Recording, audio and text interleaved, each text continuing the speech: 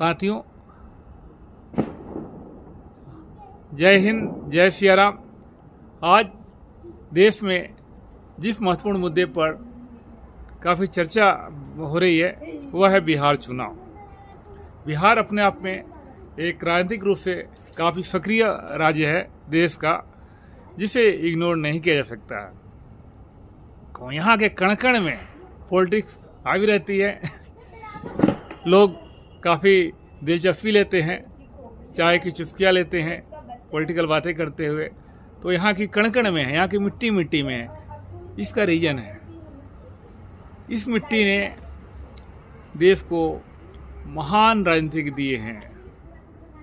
चाणक्य, सम्राट अशोक, चंद्रगुप्त मौर्य जैसे महावीर यहाँ पैदा हुए हैं। तो यहाँ पर चाणक्य जैसे लोग भी इसी धरती पर, बिहार की धरती पर पैदा हुए हैं। देश का इतिहास अगर देखा जाए तो बिहार से ही शुरू होता है। अगर देश का अगर इतिहास देखा जाए, लिखित इतिहास की मैं बात कर रहा हूँ, तो मौर्य और ये मगध साम्राज्य का जिक्र शुरू होता है, जिसने एक समय पूरे विश्व नहीं तो कम से कम देश और विदेशों तक अपनी जो ध्वजा फहराई थी। तो इसमें जो बड़े बड़े नाम आते हैं, बिम्बिसार जो राजगीर से जिनका साम्राज्य संचालित होता था,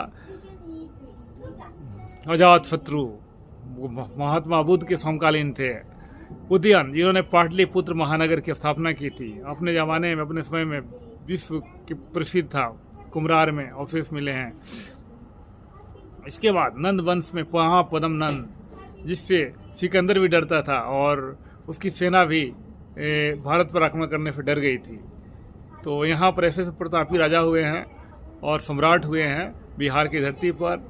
तो यहाँ एक तरफ, दूसरे तरफ चाणक्य जैसे कूटनीतिज्ञ, अर्थशास्त्री भी बिहार के, उनकी कर्मभूमि रही है और बिहार के रहे हैं। चंद्रगुप्त मौर्य, सम्राट अशोक, बौद्ध धर्म को फैलाया उन्होंने, कलिंग युद्ध विश्व प्रसिद्ध है। तो बिंदुसार, तो बड़े बड़े नाम, पुष्यमित्र शुंग, ऐसे ऐसे नाम बिहार में हुए हैं कि उनको हम इग्नोर नहीं कर सकते। तो देश का जो प्रारंभिक इतिहास है बिहार का इतिहास है। तो आज बिहार में चुनाव की घोषणा हो चुकी है, 2 चरणों में चुनाव है। लेकिन बिहार का एक समय के बाद जब उत्थान होता है तो पतन भी होता है। यह समाज का नियम है, दुनिया का नियम है, दुनिया की रीति है। तो बिहार एक समय में सर्वोत्तम स्थान पर था, आज बिहार सर्वोत्तम से डाउन की स्थिति में चला गया धीरे धीरे। इसका कारण जो भी रहा है, आज़ादी के